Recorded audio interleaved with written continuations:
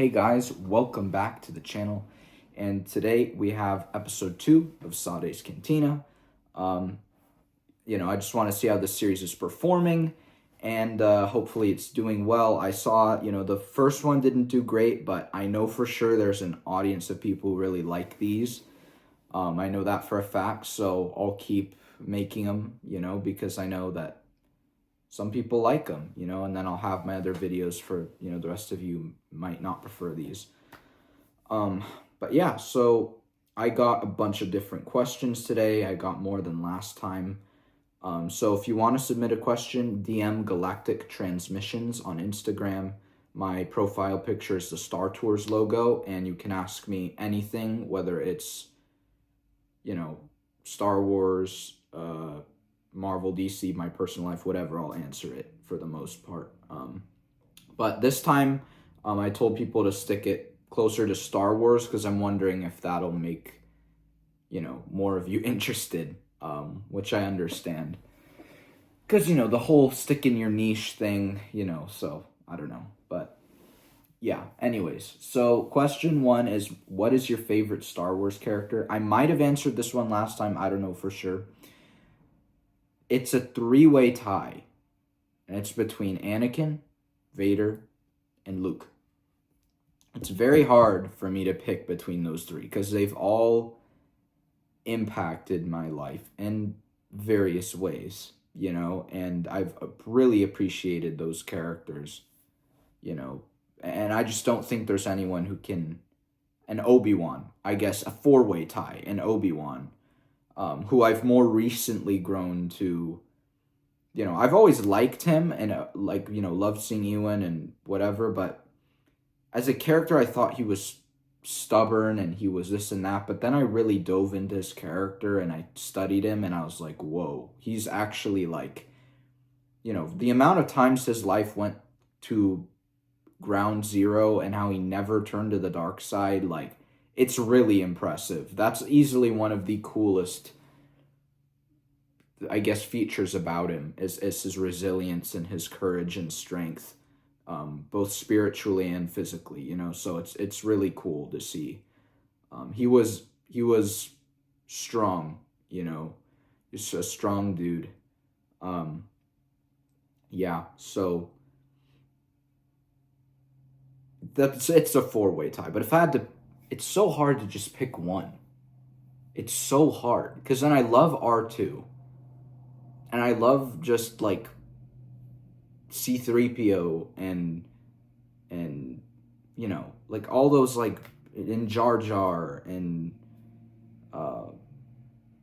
Watto and all those little guys, but I could never put them number 1. But I love so many of these characters, it's so hard. I love Ahsoka.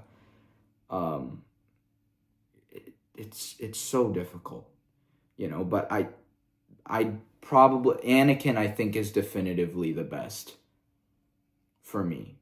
And Luke him and Luke are neck and neck, but him and Vader are neck and neck. Yeah, I don't know. It's hard. So I gave you my my ones up there. But right now, currently in this moment, and it changes all the time, my favorite out of those ones is probably Anakin as of currently. But sometimes it's Luke and sometimes it's Vader. Last couple weeks ago it was Vader, and then, I don't know, it switches. It's so weird. It's just I switch all the time. I don't know why. Good question, though. The next one is, have you any recent announcements caught your attention? No, dude. It's all just junk. It's all just junk. They're like, oh, we're making the Mace Windu book, and we're making the Jedi Knights comic with, every prequel Jedi ever. It's I don't trust canon anymore. And this is the thing. They've had just the most insanely cool ideas ever. And you read the actual finished product, and it's horrible. So it is really hard for me to be convinced that they're actually going to do something well. Because that new comic that I was semi-excited for with Luke and whatever, they sidelined him. And it's just like the rest of their comics. Like, it sucks. Like, I don't understand. I only read, like, bits and pieces, but from what I read, I was just not interested. Like, I'm not gonna go buy all the issues and whatever. It's just not worth it. So stupid. I don't know. But yeah, I've not seen any announcements recently that I've... You know, if I can't remember them off the top of my head, then they clearly just have zero impact on me. You know, that's... I don't know, but like I said, I the Jedi Knights one I saw, and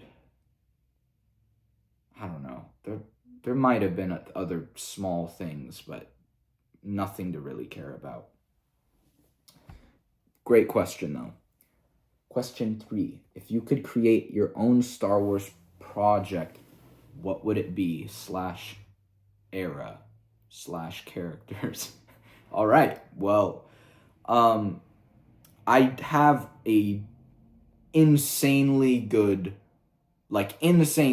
Clone Wars story that I've thought up, and I haven't scripted it yet, but I have formulated the plot and the characters and all of that. And I'm telling you, it would like, I couldn't even put it in words how beneficial this project would be to Star Wars right now and to the fandom. Like, holy crap. Like, I it's like so weird, because like I just get these random little inspirations all the time, like, oh, what if this, what if that, you know, all the just thoughts. And you put all your thoughts together and you try to make it make sense. And I've been trying to make this make sense for like a year. I'm like, I have to make a Clone Wars. I'm always like, I want to see a live action Clone Wars project. I want to see, but I'm like, what does that entail? Because that era is very tight right now. It's just packed with all the comics and the, you know, the show, obviously, and there's a lot of big events that happen which take certain characters out, and it's just like, it's such a hard period of time to find another story to work in. You know, I could do pretty easily at the end of the Clone Wars, like if they did season 8, you know, of the George movies of the George Clone Wars, where they basically took season 7 and expanded it way more, and it ended up being like 8 seasons long, like the show overall. And you could do one easily there because there's a gap, you know, and you could do it, you know, between episode 2 and the Clone Wars movie, because there's a gap, and then there's that one chapter book, you know. But in terms of like in the midst of the Clone Wars, it's very hard to find a story that fits that time and makes sense and matters, because you have to make it matter. It can't just be junk. It can't be like, oh, Anakin and him, they went on a mission. They defeat the Separatists. Roll the credits. That cannot be what it is. Because all of those, you know, that's what Clone Wars, the show, was meant for, is to show all these campaigns and battles in a show, in a TV series. And it did its job. And I'm not trying to... I could easily just make a Clone Wars arc. That's not hard at all. But if you want to make a live action film, that's hard. Or a live action TV show that, you know, isn't part of the original Clone Wars show, that's also really hard. Because it has to make sense and it has to stand out, right? And it can't be just live action for no reason. So I came up with this idea. I've marinated it. It's really, really good. And I'm not going to reveal it yet. And I don't know if I should, because I know how there are honey badgers in this fandom. And they will just drain my idea and just run with it. They will just take it, run with it, make their own shit, and call it a day. And I'm very scared of that, because this is like genuinely you've never seen anything like it. You never will. Like, that's what the things I have come up with, you will never see from anyone. And if I drop all of it, that is just, it's done. Like, people are going to take it and run.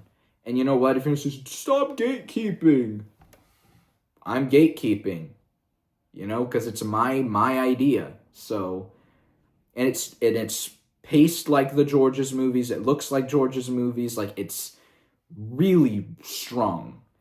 And this is what I've been secretly doing while I've been working on that post Return of the Jedi one, which I found to be much more of a challenge because there is not a lot of pre-existing elements there. So and it's scary to make your own stuff in Star Wars, which I did a lot for Clone Wars too, but for this one, it's like you have Luke. I'll just give it away. You have Ahsoka, and you have Mara Jade, and you have some of the OT characters, and that's it. But everything else is, you know, I guess the planet that Luke is training Jedi on, which is Ossus, you know. And they'll switch to Yavin 4. You'll see. It's like a thing.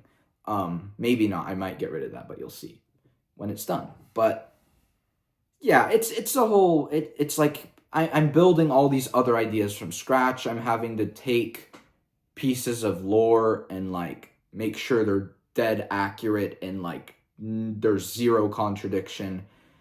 But it's difficult. But you know, with time and effort, it will, you know, come through to the finish line. So, but yeah, I'm not scripting it yet. I'm still on the Google Docs page of like getting my ideas down, and it's a whole thing. And then I'm still making and shooting movies that aren't Star Wars with my film studio, Sade Film, which you can also check out on Instagram.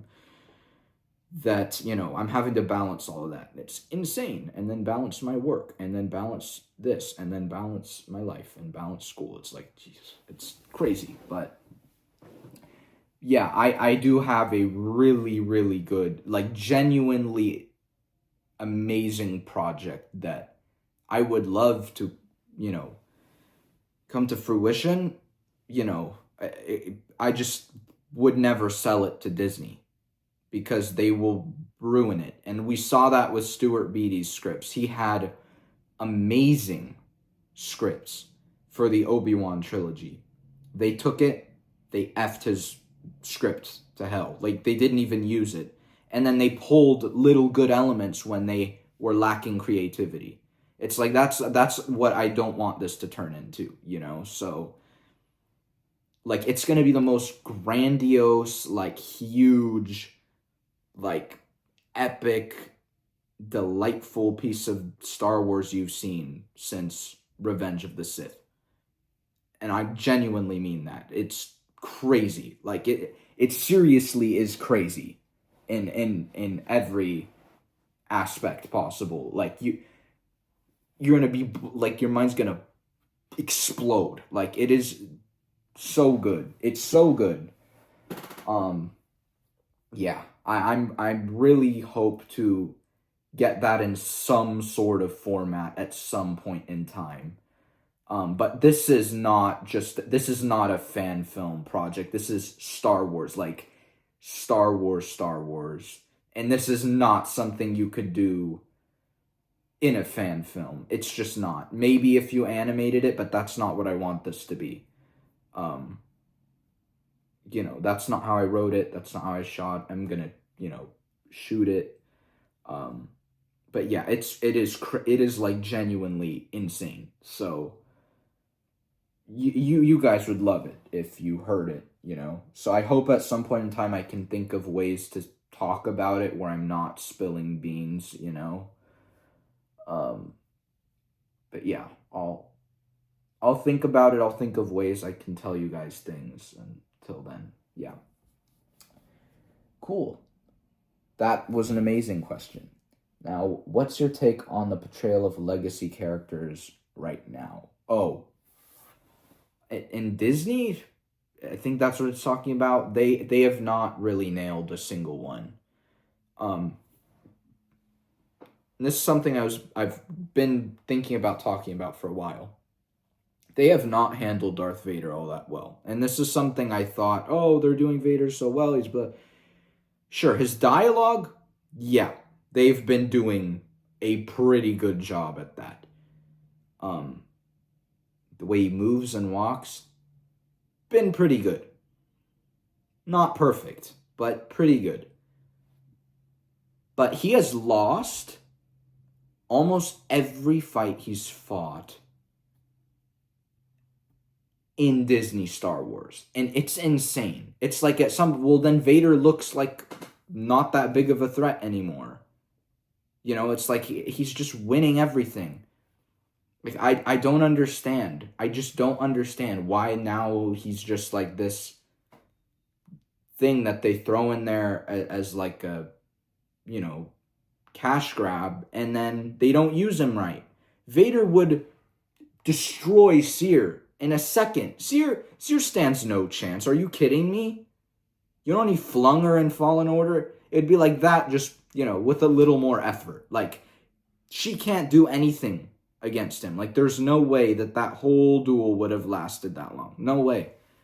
Cal Kestis, he would have been dead. There is no way on God's green earth Cal Kestis would have made it out alive in any situation. Okay, like, that was just ridiculous.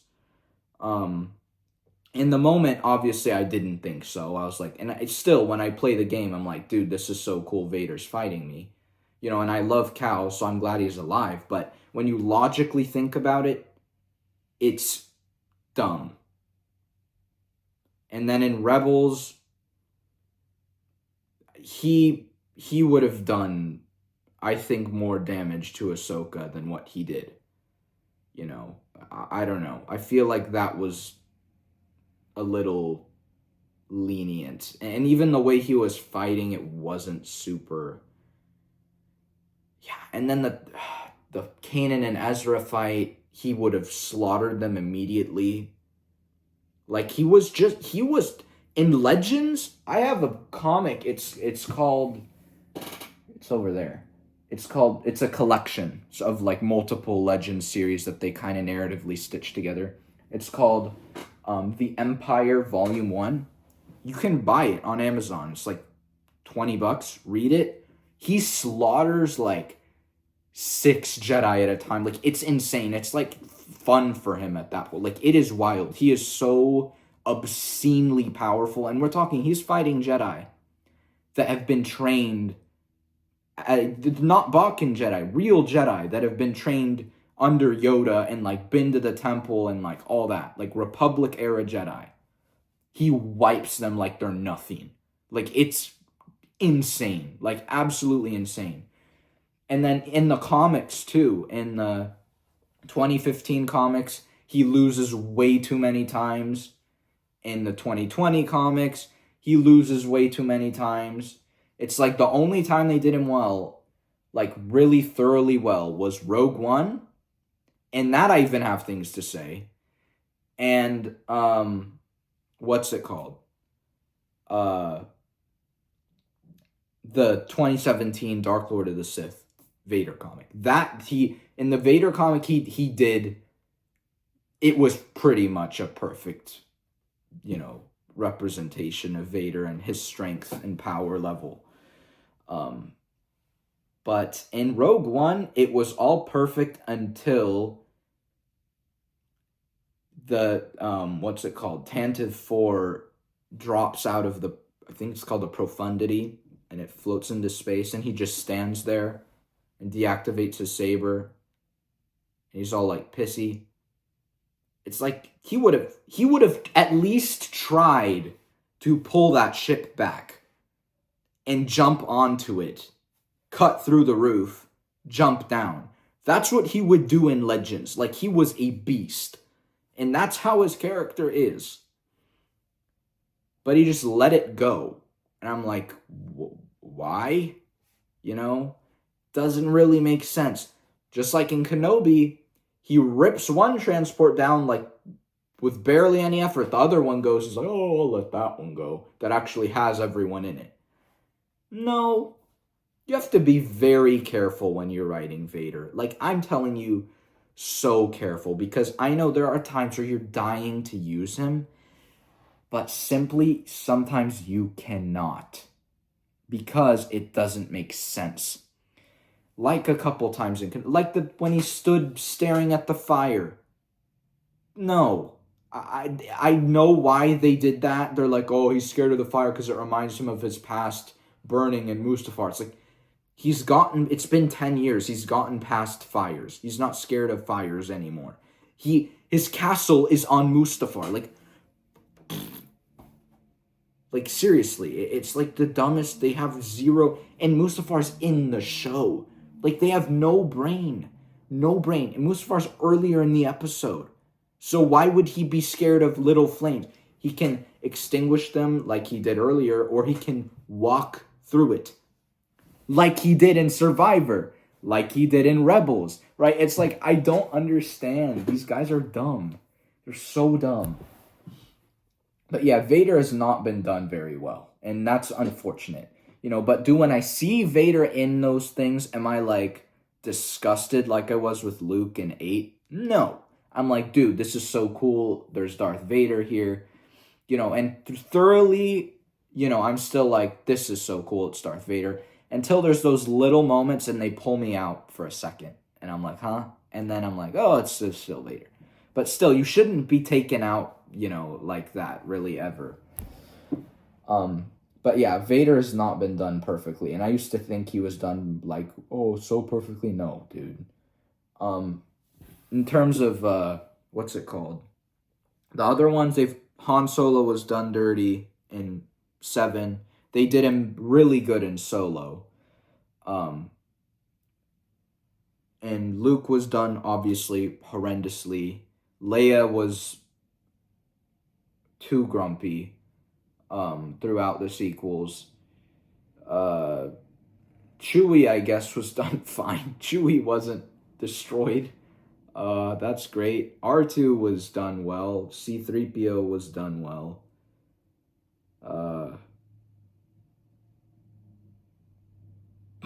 I'm trying to think of any other legacy character they've done well. It's really hard at this point to think. Anakin was done really, really, really, really, really, really, really well done in Ahsoka. Like, it was like straight from Clone Wars onto Ahsoka. Like, there was zero difference. He acted how he should have acted. He moved exactly like he should have moved. And that's all because of Hayden. If Hayden wasn't there, I very thoroughly believe it would have been effed to hell. But since Hayden is Hayden, Hayden actually, there's a clip of Hayden directing Dave Filoni. And that's what was another point where I was like, oh, that's not normal. Having an actor direct a director, like, that's... normally that's not even allowed. So clearly something was wrong, and Dave needed some sprinkles of advice. So Hayden knows more about that character, about Star Wars, than you think. You think, oh, he's just an actor. No, he knows very thoroughly what Star Wars is, what his character is. Obviously the character because he's played him, but yeah. So Anakin was done really well. Obi-Wan, I'm gray on it because I feel like I get him being depressed and, kind of weary, obviously. But the extent of dreadful and weary he was in the beginning of that show was not good. When he said, just bury your lightsaber in the sand, I was like, oh no, it's Last Jedi all over again, But then when he left Tatooine, he got better. And I was like, okay, he's getting better. But they went too far. I think they went too far. He should have been a lot less dreary, but because that's the whole point of his character is he doesn't let anything get to him. Like, that's the whole thing with him. So he wasn't done perfectly well. Yeah, so it's really messy. So what do I think on the portrayal of legacy characters? I think it is very messy on how they handle them, and it's very on and off, even within the moment, within the episode, within the movie, within the show. It depends on the minute, and some minutes are great, and some are just bad, and some are horrible, some are in between. So overall, not very good. They have not been doing a great job because they hire people who don't know what the hell they're doing. So it's like, I know what I'm doing, and I'm being serious. If they hired me, you wouldn't be seeing that shit anymore. Like, I'm being honest. People are like, you're so cocky when it comes to Star Wars. It's like, well, because it's just true. Like, it's factually true that I know what I'm doing more than these people based upon evidence. Therefore, I could do a better job, right? Like, it's that simple. It's that simple. It's like, you know what, Lucasfilm, if you're going to say, oh, no, you won't. Let's play a game. You write a script, I write a script on the exact same thing. We'll see which one people think is better. Then we'll see. We'll see. The fake tourist fans will hate my movies because it's actually real Star Wars. But the real fans and the fans of George Star Wars will really appreciate them, Yeah, and if you don't, then I messed up, and I fully take responsibility for messing up, and I will change it. That's how I am. I'm not like, oh, I'll be the best, and I am the best. No, if I have real fans telling me this was not done well, I will go in, change them, and apologize, because that's a respectful thing to do, to prove that you are trying to be the absolute best you can be. And that's how it should go. So yeah. That was a great question. Led to a lot of various topics and things I wanted to talk about. This question is, which Star Wars planet would you live on? Oh, that's so friendly and not very deep, which is great. I love having some of those, just fun icebreaker stuff. Coruscant. I've always been enthralled by that planet and thought it was the coolest thing ever. It's like I love cities, like I love big cities. Well, I love the idea of big cities, like the fantasized version of New York. I've been to New York, and at that time it was closer to the fantasized version of New York. It's just this big bustling city. You got all the people with the New York accents and the pizza and I love that. It's so cool. And then you have all these different things to explore, and it's like a big, fun, interactive maze. So I love big cities. LA too. I love the idea of LA, but the truth is LA is a dirty, homeless filled yeah, but my point being is Coruscant is that perfect fantasized city that, I've plunged my imagination into so much. And all the layers, it's like you have the nice part and you have the underworld. And that's kind of how real cities operate too. So I love that exists. Is there's always those really dangerous bad corners of cities, and there's those really nice corners of cities. That's how it was when I was a kid, at least. Now it's all kind of murky, but back in the day, back in my day, it was more split like that. And Coruscant Underworld is so intriguing because there's so many characters and organizations and crime syndicates, and the crime syndicates always was so cool to me. It's like the mafia in Star Wars. But yeah, I love all of Coruscant, and I remember there was this game called Disney Infinity. It was Disney Infinity 3.0. I don't know if you remember, but it was the cash grab of the century. You'd buy figurines and they'd unlock characters, and you'd put it on a pad. It was like Skylanders, but Star Wars. And it was the coolest thing, and you could go throughout Coruscant, and I always played it with my cousins. Every time they were over, I was at their house, and we'd bring our figures, and those days. Those days when I could look at something that says Disney on it and be like, ooh, this is gonna be fun. Like, not anymore. Not anymore. God, I miss those days. Because that was just so fun. Because you could have, like, Anakin and Iron Man in the same spot. It was, like, the coolest thing. And it was like a hobby. You'd collect them and, you know, I don't know. But, yeah, then they discontinued it. And, you know, my PS3 started to die. And we sold the game and sold all the figures. I got a good amount of money from that, though, you know, so that was nice, but sad, bittersweet, you know. Yeah, Coruscant, 110,000,000%. If I could just be transported to Coruscant in a second, I could. I literally listen to Coruscant ambiance sometimes with all the speeders and the... It's like, it's just it, dude. It's so cool. And then all the history there. There's so much history. I'm like a big history buff, so, you know. So cool. Yeah. What do you think about Disney constantly making new characters instead of using old ones? That is a great question that I have not thought about talking about before. What do I think?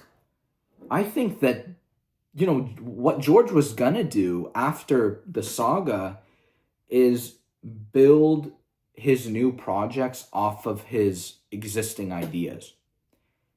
And from what we've seen and the plots and things we've seen, it was going to be perfect. But when Disney took over, they're like, we're going to prioritize our new characters and trash on the old. And it's like, they're just super progressive. And it's like, you can't do that, you know, with Star Wars. And the way you're going to get people interested is by using characters like Anakin and using characters like Boba Fett and, you know, all of them, you know, all the legacy characters. And by using them well, that's how you're going to grow Star Wars, not, you know, using them well in new situations we haven't seen them in before. But making all these new ones that no one has any connection to and not even allowing us enough time to build a connection with those new characters, that's where we have problems. That's where it's like, why don't you just use these cooler characters that already exist, right? Like at that extent.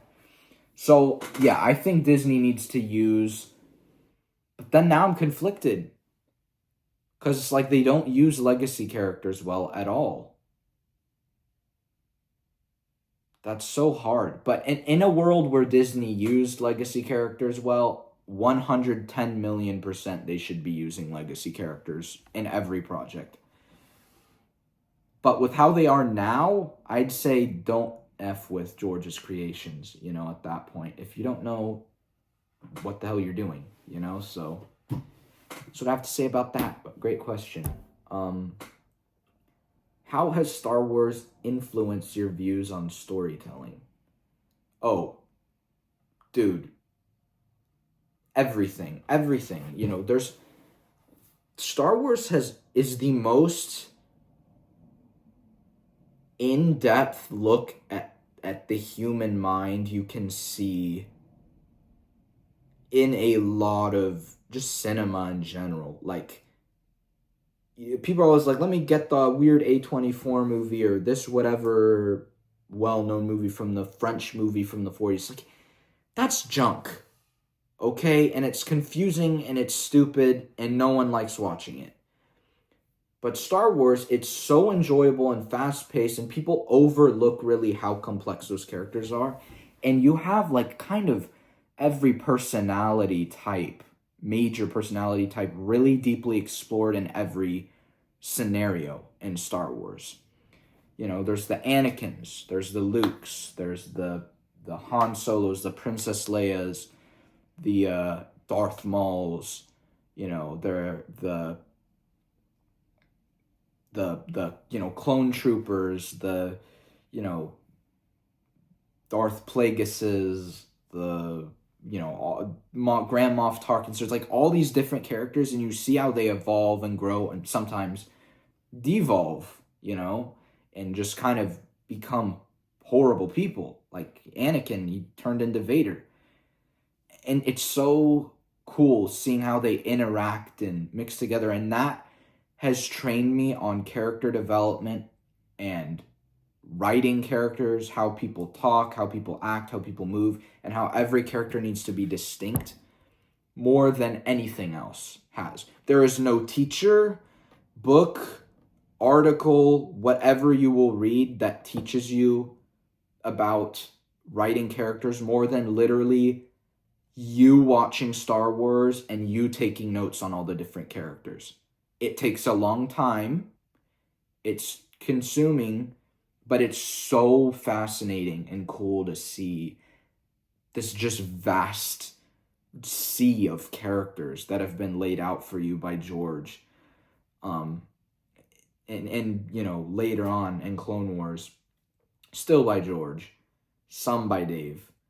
But it's just so, it's very, very fascinating to see. And that has been a massive influence in how I'm very natural at writing characters, and I'm very natural at coming up with story ideas because of the simplicity of it. And Star Wars taught me that. Star Wars taught me that the overall idea of your project does not need to be that deep. Because you look at Star Wars, it's like, you know, a hero's journey that's already been in existence.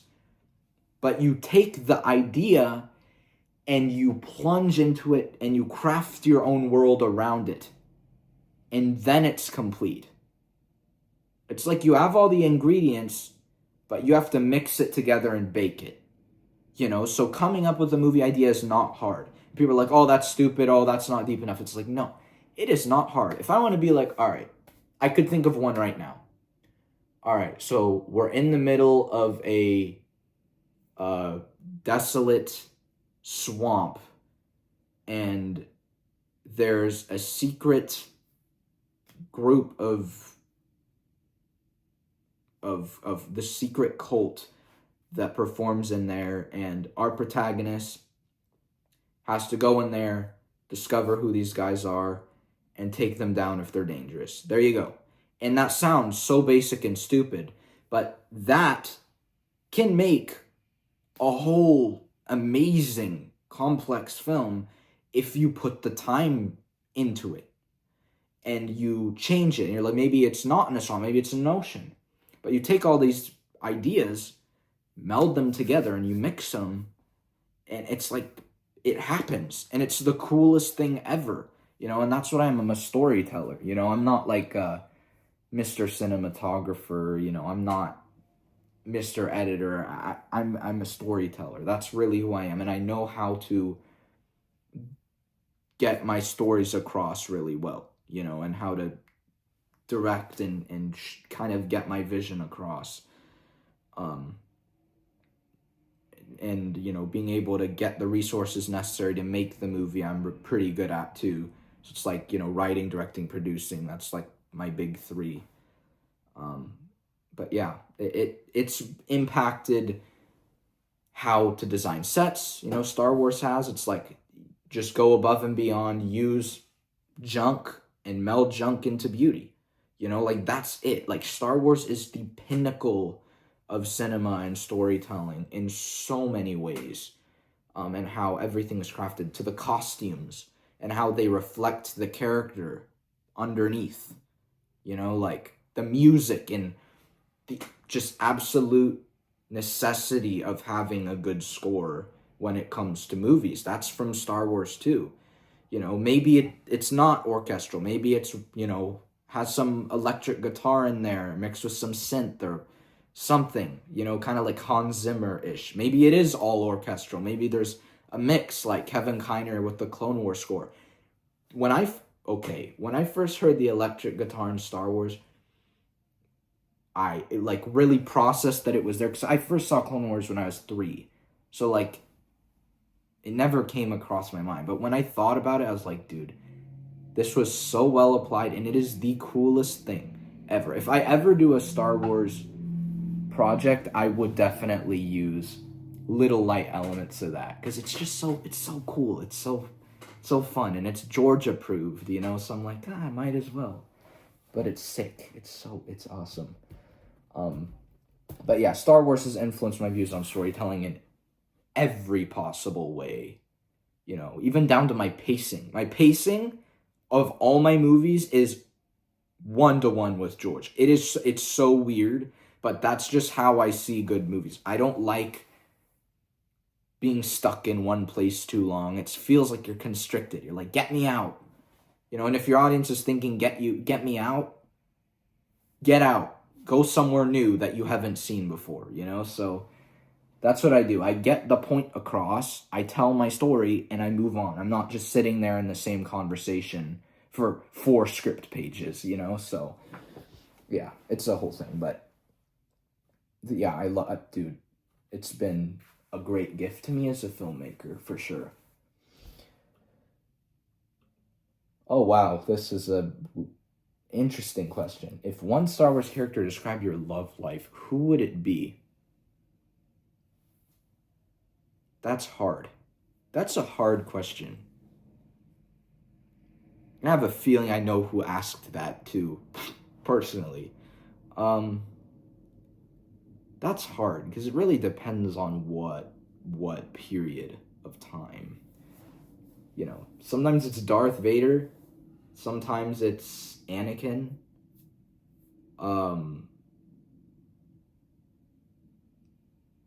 Sometimes it's like Luke. It's hard. Yeah, I think that's probably my 3.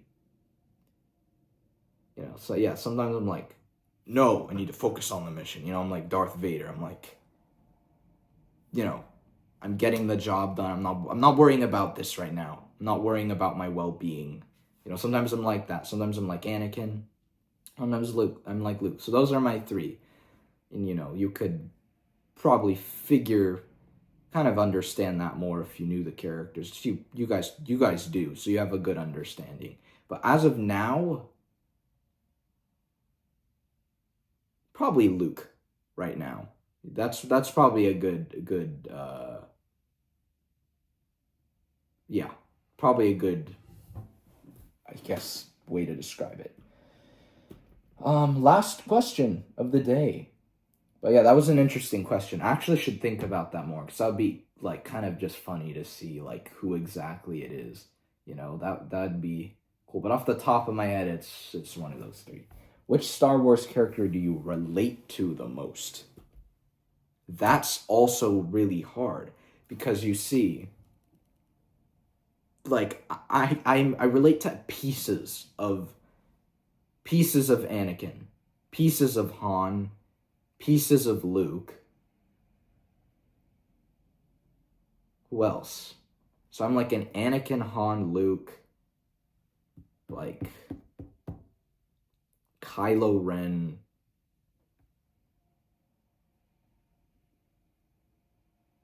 combo, almost. That's kind of how, yeah. Yeah, that's like a good kind of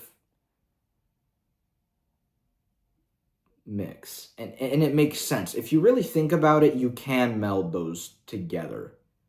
You know, so it's not like outrageous. I'm not like, oh, I'm Yoda and I'm Darth Vader, because I see it's like, no, that's like, there's no way. There's no way you could possibly like connect those two.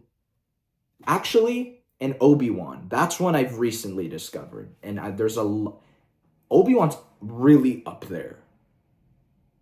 Not as up there as Anakin. I'm like really, there's a lot to his character and his story that I've been able to relate to, like significantly. And I'm not like these, again, Gen Z fakers who are like, I'm Anakin because of this, and no, like really, I've connected to that character in a lot of ways, and it's been a positive impact, and it's been negative. You know, there's you know, a mix. I'm not gonna be like, oh, it's so. There are elements that's probably I should have taken the Luke route, you know, or the Obi-Wan route. It's probably probably, yeah, Anakin, Luke, Obi-Wan, like prequel Obi-Wan. That's not even specific enough. Like, oh God, I don't know what version. Honestly, Kenobi show Obi-Wan at the later end. Yeah. So like Anakin, Luke, Kenobi show Obi-Wan, Han, Kylo. They're bits and pieces, and you mix the bits and pieces. Then it's me. And that's really me as a person. It's cool. Because that's Star Wars too. Like it's so there's so many different like characters that there's no way there's not one you're gonna find to, connect with. Like there's no way. There's no possible way. And actually at times, Din Djarin, so that would be 6. Bits and pieces though. Not the whole because I'm still me. I'm not literally one character, that's just not realistic. Anakin's the closest I'd get to like seeming like one whole character, but so with it being predominantly Anakin, and then there are pieces of the other 5, just tiny bits and pieces. But yes, predominantly Anakin. Yeah, that would be accurate. But yeah, that's it. I think I liked this episode better. The questions were a lot more interesting. They were a lot more in depth. More room for me to speak my mind. And yeah, so that will be it. I hope you guys enjoyed this video. If you did, please leave a like. If you're still here and you made it through the 46 minutes, congrats to you. Leave a like. I appreciate it. Subscribe, and thank you to all of you watching. And this is what I learned in the analytics page. I barely look at it, which I should more because it helped me a lot, in figuring out what to do. But thanks to all of you who are in other countries right now. That sounds crazy, but there are a lot of you from other countries. Thanks for watching and supporting me from even overseas. That's just really cool, to see. So yeah, thank you guys. Yeah, see you in the next video. May the force be with you always.